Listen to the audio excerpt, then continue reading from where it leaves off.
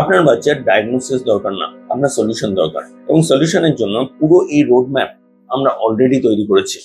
এই road map মেনে বহু প্যারেন্টস অলরেডি হেঁটে গেছেন এবং লাভ পেয়েছেন। সুতরাং প্রথম ধাপ হবে আপনার এই কনটেক্সট বোঝা।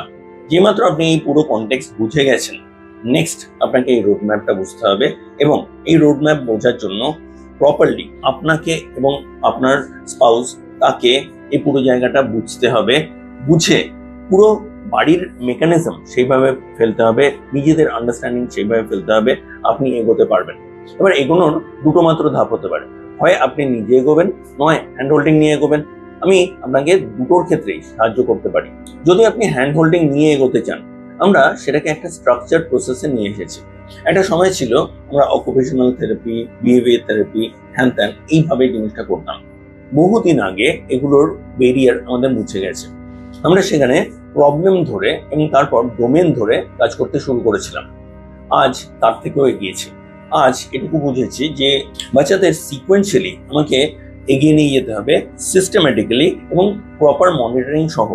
সেখানে আপনার কাজ করার রোল আছে, আমাদের কাজ করার রোল আছে, আপনাদের বোঝানোর দরকার আছে, এবং বাচ্চাকে মনিটর করার দরকার আছে, তার প্রোগ্রেস মনিটর করার দরকার আছে।